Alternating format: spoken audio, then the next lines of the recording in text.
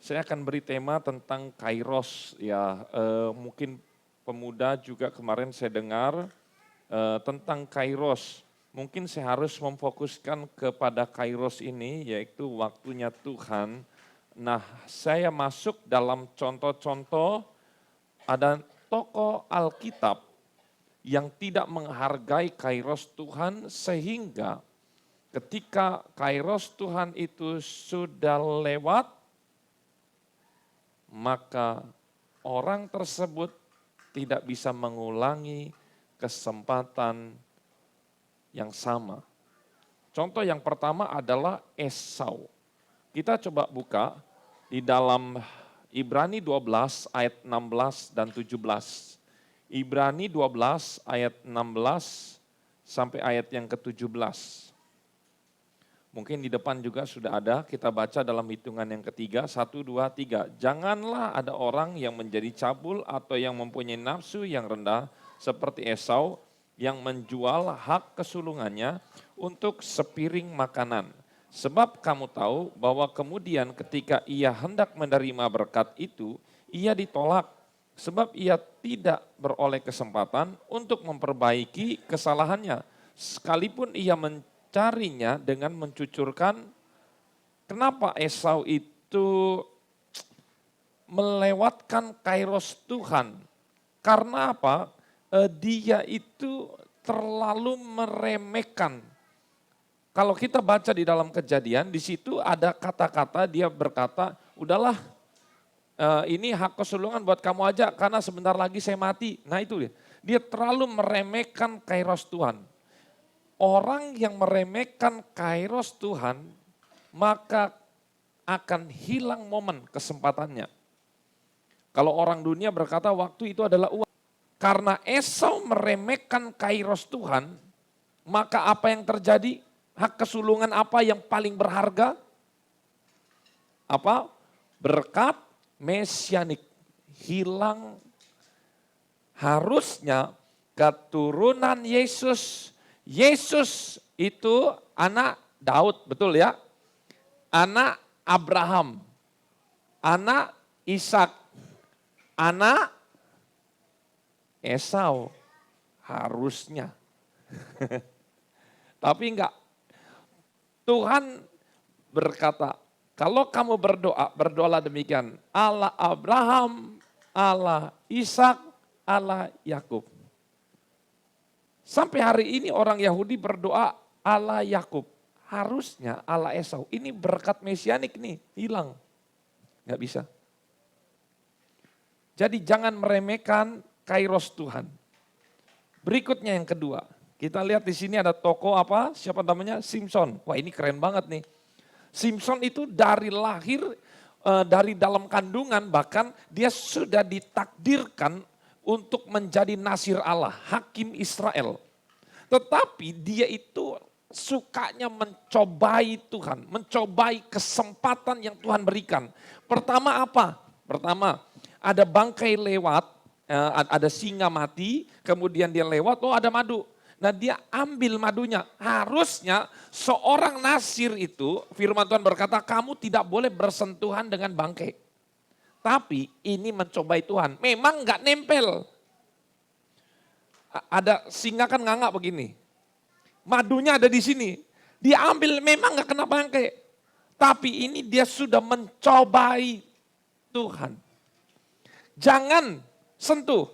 Tapi dia hampir-hampir menyentuh. Tapi memang enggak. Tapi watak dia yang suka mencobai Kairos Tuhan itu bukan sampai itu juga. Berlanjut. Ibunya berkata, jangan kamu mengambil wanita asing. Tapi dia mengambil wanita asing, Filistin. Gagal yang pertama. Ya kan karena istrinya dia diberikan kepada orang lain. Dia ngamuk, dibakarlah apa segala macam. Akhirnya dia jatuh kepada yang kedua berikutnya. Kepada siapa namanya? Delila. Delila juga sebenarnya dia masih ada kesempatan. Coba, sebodoh-bodohnya pria tidak lebih bodoh Simpson ini. Delila berkata, kamu kekuatannya apa sih? Oh kekuatan saya misalnya contoh ditaliin tali yang baru. Dia tidur. Dia bangun sudah ada tali baru. Pasti Bapak Ibu berpikir bapak-bapak yang bocorin itu siapa? Delila kan? Pasti kan? Dia sampai berkali-kali mempermainkan kairos Tuhan. Akhirnya dia jadi apa? Bahan lelucuan. Yang harusnya dia jadi hakim yang ditakuti, malah dia jadi badut di zaman itu. Dan matinya juga enggak terhormat. Ini matinya Simson menjadi perdebatan di dunia teologi. Ada yang berkata Simson itu matinya atas kehendak Tuhan, dia matinya mati syahid. Tapi ada juga orang-orang berkata begini, Simson itu matinya bunuh diri. Nah, ya. Betul kan? Jadi yang mana? Ya udahlah, itu dunia perdebatan itu nggak bakal selesai, nggak akan saya bahas di sini. Tapi yang jelas menjadi sesuatu yang memalukan karena Simson mencobai Tuhan.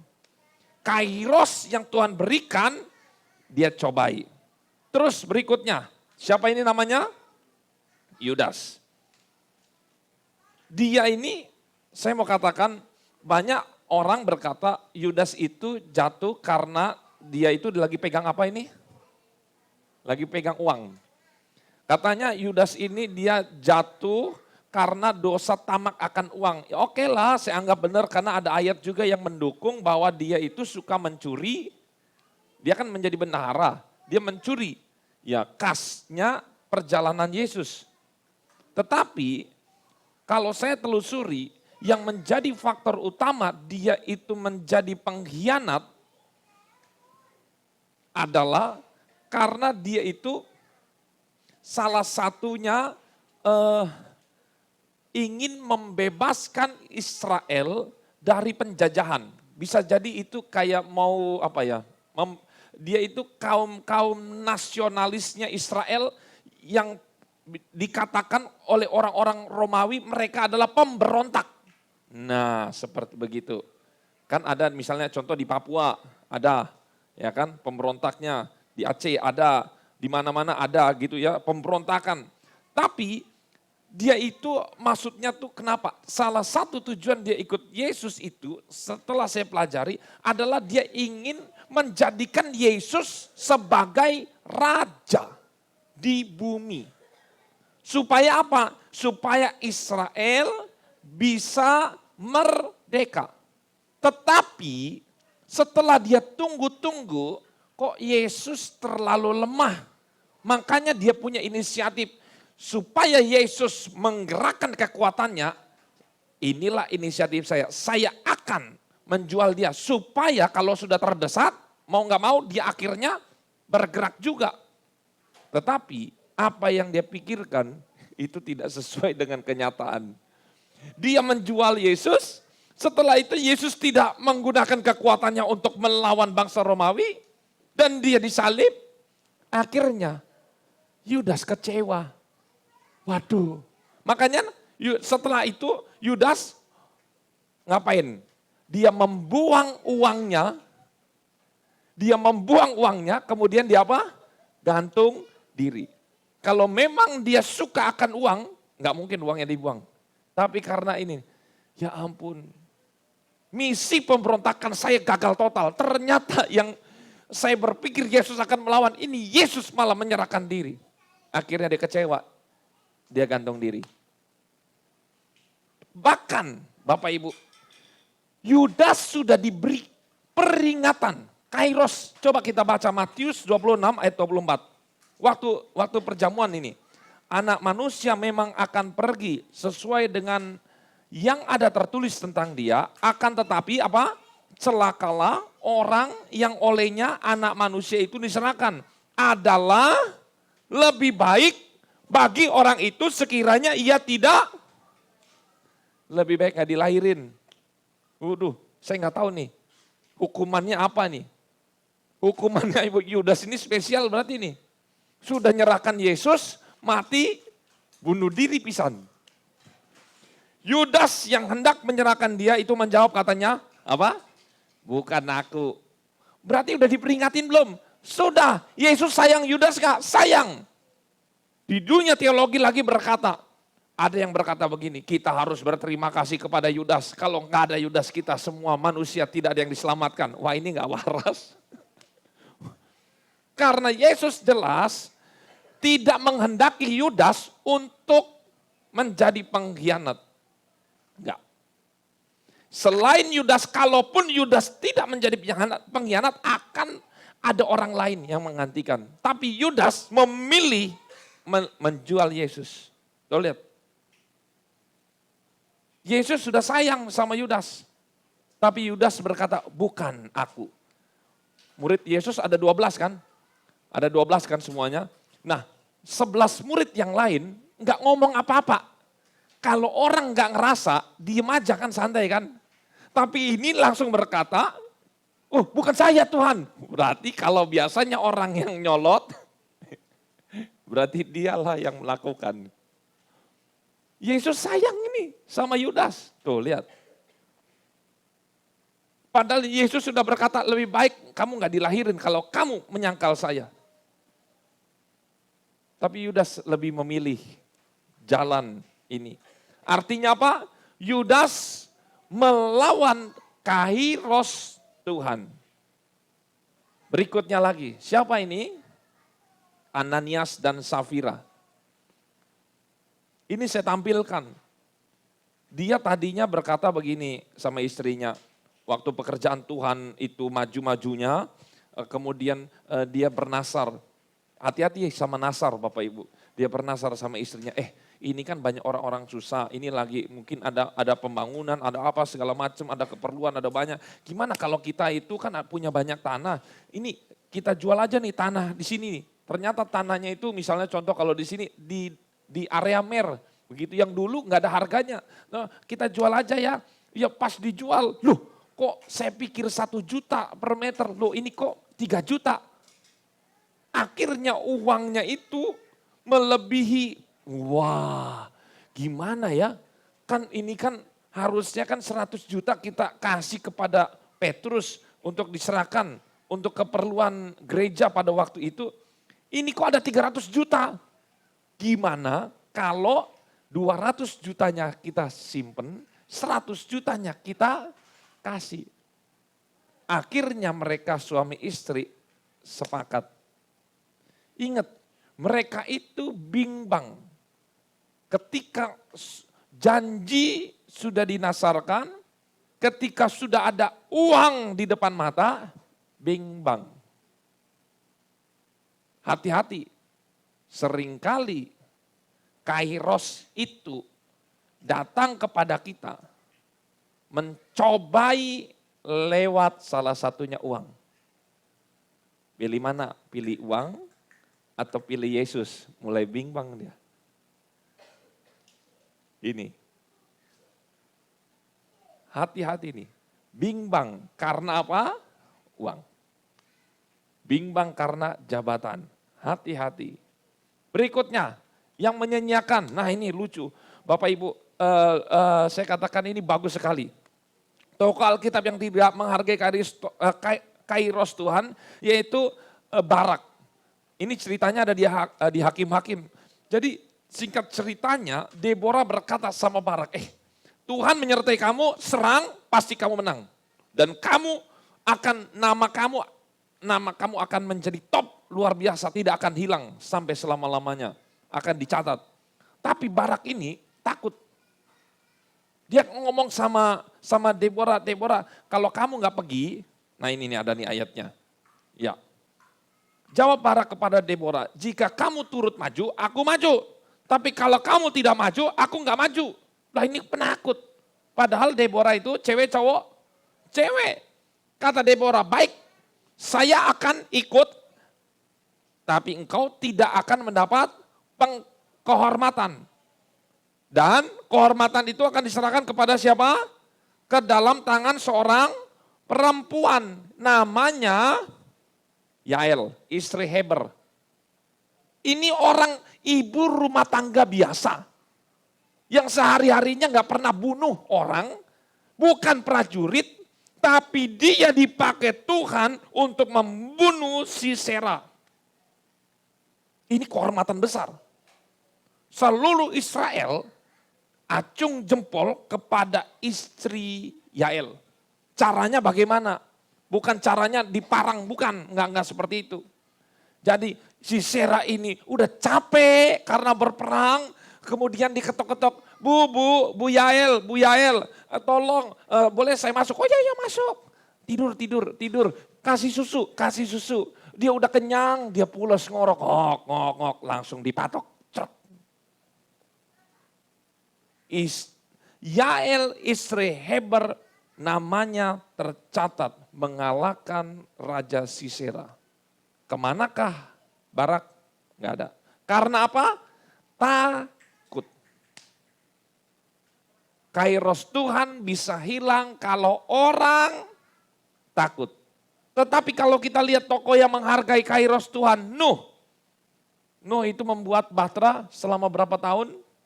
120 tahun. Dari saya lahir mungkin saya sampai mati, enggak selesai bahtera. Pada waktu itu. 120 tahun lah hidupnya manusia sekarang. 80 tahun, 90 tahun. Ya toh? 120 tahun. Tapi firman Tuhan berkata, Nuh melakukan segala yang diperintahkan Tuhan kepadanya. Nuh tidak melewatkan kairos Tuhan. Tuh lihat. Akibatnya kalau Nuh itu mengabaikan kairos Tuhan, maka dia dan anak-anaknya lenyap. Itu udah dipastikan. Berikutnya lagi, tokoh yang menghargai kairos Tuhan siapa namanya? Yusuf. Lihat di sini, Yusuf tidak mengeluh. Dia enggak berdoa begini, Tuhan saya sudah hidup benar, tapi kenapa saya dijual kepada Potifar? Saya sudah hidup benar juga, kenapa saya masih difitnah, saya dimasukin penjara. Saya sudah hidup benar Tuhan, kenapa saya masih hidupnya sengsara? Saya sudah nolongin itu. Ada dua kan, ada yang pembawa minum, cawan kepada raja, ada yang pembawa roti kepada raja, tapi firman Tuhan berkata 2 tahun Yusuf dilupakan. Tuh lihat. Dia rasa Tuhan, saya kok doanya gak dijawab-jawab, lama banget. Tetapi firman Tuhan mencatat nih. Kejadian 50 ayat 20, di sana dikatakan memang kamu telah meraka-rakakan yang jahat terhadap aku. Tuh lihat. Tetapi Allah telah meraka-rakakannya untuk kebaikan. Tuh lihat. Dengan maksud melakukan seperti yang terjadi sekarang ini, yaitu memelihara hidup suatu bangsa yang besar. Ini luar biasa sekali Bapak Ibu. Ini luar biasa sekali. Yusuf tidak menyalahkan siapapun. Karena bagi Yusuf, saya ada di tempat ini semua karena rencana Tuhan. Mungkin kakak-kakaknya sudah membuli dia dari kecil, sudah menjual dia. Keluarganya sudah melupakan, tapi ingat Tuhan tidak pernah gagal. Meskipun banyak yang mereka-rekakan, merencanakan kejahatan bagi kita, tapi kalau hidup kita di dalam kairos Tuhan, aman. Amin. Pasti aman. Berikutnya, yang terakhir. Tokoh yang menghargai kairos Tuhan, Lukas 1 ayat 38. Ini Maria, ini luar biasa. Bayangin, dia sudah hamil tapi dia tidak pernah berhubungan, ini suatu aib bagi seorang wanita. Ini aib bagi seorang wanita, tapi Maria berkata begini, sesungguhnya aku ini adalah hamba Tuhan, jadilah padaku menurut perkataanmu. Tuh lihat, lalu malaikat itu meninggalkan dia. Saya mau tanya, yang terjadi pada Maria ini berkat atau kesialan? Berkat, karena kita baru tahu sekarang. Siapa di sini yang mau jadi ibunya Yesus? Ayo. Saya yakin semuanya mau, betul kan? Kalau dipilih siapa yang mau saya?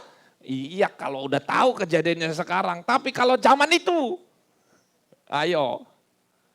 Kalau ketahuan, bayangin, Maria berpikir saya nggak pernah berhubungan. Tapi saya hamil, saya sudah dikucilkan, saya sudah direndahkan, ini segala macam.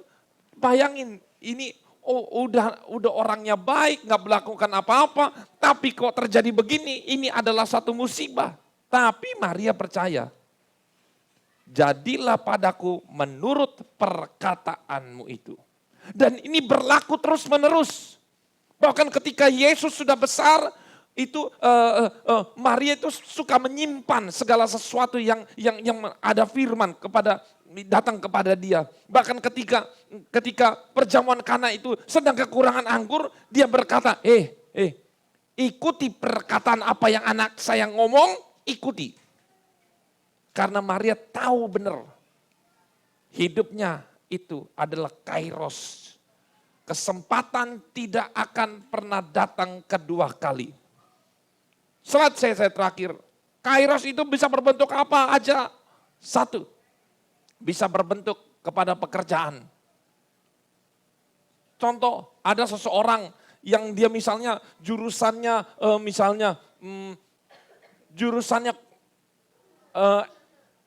komputer misalnya. IT. Kemudian dia ngotot cari pekerjaan, ditawarin, ini ada jurusan ini, perbankan, mau nggak? Nggak mau. Jurusan apa? Mungkin sales apa ini? Nggak mau. Jurusan ini, mau nggak? Pekerjaan lagi butuh, nggak mau. Dia pokoknya kokoh, kekeh, dia mau komputer, mau ini, yang lain tidak mau. Datang. Akhirnya 1 tahun, 2 tahun, 3 tahun, 4 tahun, 5 tahun, nggak dapat pekerjaan. Hilang. Yang tadi kan nawarin kan, kerja di mana? Perbankan. Enggak, udah ada orang. Nawar lagi kan. Sudah ada orang. Cari-cari di sana, udah ada orang, akhirnya hilang kesempatan.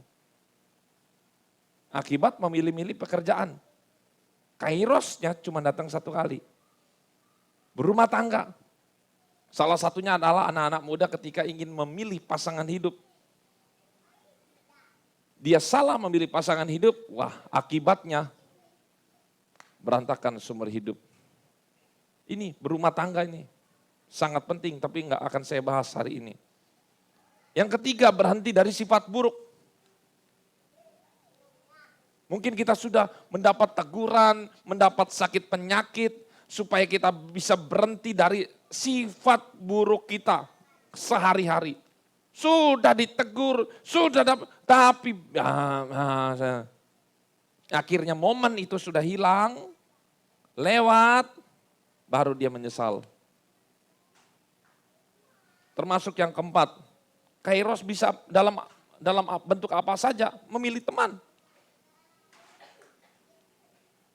Memilih teman itu banyak hal. Yang kelima, melayani Tuhan. Ayo Pak, Bu melayani, nanti. Ayo Bu melayani, nanti. Pas sudah di rumah sakit, Om saya mau melayani. Nggak bisa, di rumah sakit. Udah kena stroke, mau melayani apa? Nggak bisa. Om kalau sembuh saya mau melayani, udah nggak bisa apa-apa. Dan banyak orang yang seperti ini. Menolong orang lain. Tuh lihat. Apa saja. Saya mau kesaksian sama Bapak Ibu. Mungkin ada sebagian Bapak Ibu yang tahu beberapa bulan lalu atau tahun lalu ya. Tahun lalu saya dikasih pelayanan di daerah Rewin. Mungkin ada yang beberapa udah tahu. Saya katakan, ya sudah saya mau jadi pembinanya. Ya sudah, saya mau, akhirnya saya layani. Padahal ya bagi saya ya pokoknya motivasinya adalah pelayanan. Udah layani aja. Tapi apa yang terjadi? Apakah berlanjut? Enggak. Karena ada sesuatu hal enggak berlanjut. Ya sudah aja. Kita tahu tentang masalah gereja di tempat ini, perizinan dan segala macam. Akhirnya kita bisa pindah ke ruko. Nah ke ruko itu bagaimana? Karena itu saya berkata apapun yang terjadi saya harus ambil kesempatan ini. Kenapa saya bisa ambil di ruko? Karena saya itu mau cari tahu kairos Tuhan itu di mana. Akhirnya saya bisa kenal di sana, yang di Alana, ayo ambil aja. Semua yang ada kesempatan saya ambil. Enggak usah jual-jual mahal. Sampai sempat saya bongkar rumah di tempat kami kan udah dibongkar. Udah dibongkar, pindah lagi. Coba bayangin. Kok kayaknya sia-sia banget. Pokoknya saya udah muter tanda tangan dan segala macam di tempat kami. Ya sudah, pokoknya apa aja yang bisa dikerjakan, kerjakan. Mau dapat alana, dapat yang dipinjami tempat, ya jalan. Mau dapat di ruko, jalan. Mau dapat di tempat kami, jalan. Bahkan besok, hari Sabtu besok, ada permintaan dari warga. Itu bulan Desember.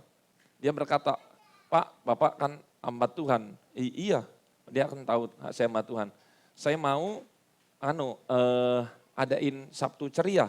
Supaya anak saya nggak jauh-jauh di mana-mana, katanya bisa komplek Delima aja. Nah, saya pikir, ini kairos Tuhan ini kesempatan nih. Saya memang di situ pengurus RT, juga pengurus RW, tapi saya nggak mau menyalahgunakan mentang-mentang saya RW, saya kumpulin orang-orang Kristen. No, nggak seperti itu. Saya jadi berkat aja kalau ada 17-an, saya aktif apa segala macam, mereka mengenal saya. Nah, akhirnya kesempatan itu datang, Pak saya minta. Kalau minta kan berarti bukan dari saya, dari mereka. Oke, saya akan lakukan. Dan kita berdoa supaya bisa berjalan. Ya nggak tahu nantinya akan jadi seperti apa. Yang penting jalan dulu. Kairos Tuhan itu jalan. Apa yang kita bisa kerjakan di depan mata, kerjakan itu dengan sekuat tenaga. Jangan mengeluh, inilah. Pokoknya kita bekerja dengan sekuat tenaga. Jangan mengeluh, terus mengucap syukur. Karena di balik musibah itu pasti ada berkat. Amin. Jadi kalau kita berpikir, lihat Yusuf. Kalau kita pikir sialnya banyak banget. Tapi kalau orang tahu Yusuf akan menjadi orang yang nomor 2 di Mesir, pasti orang berebut akan menjadi Yusuf. Tetapi Tuhan itu nggak seperti itu cara kerjanya. Kasih yang enak dulu, baru yang tidak enak. Nggak bisa. Tuhan selalu penuh dengan kejutan dan surprise. Kasih kejutan. Tapi Tuhan akan memberikan kairos kepada orang yang tidak malas. Kalau orang malas, kairos lewat, dia tinggalkan. Mari. Malam hari ini mungkin ada yang kita pikir kesempatan yang bisa kita ubah. Mungkin pekerjaan, mungkin berumah tangga. Jangan tunggu tua baru kita menjadi suami atau istri yang baik. Sudah terlambat. Jangan kita berhenti dari sifat buruk ketika sudah mau mati. Jangan kita mulai berteman dengan orang-orang yang luar biasa karakternya, nanti ketika sudah tua, terlewat. Jangan kita melayani Tuhan ketika kita sudah tidak berdaya. Kairos Tuhan sampai saat ini, kalau saya lihat Bapak Ibu sehat, bisa jalan, bisa makan, itu kairos Tuhan. Temukan kairos Tuhan. Memang kairos Tuhan itu tidak berkata kamu harus seperti ini, enggak, kita harus mencari sampai kita lihat, oh ternyata inilah kairos Tuhan. Jangan sia-siakan kesempatan. Mari kita masuk dalam doa posisi.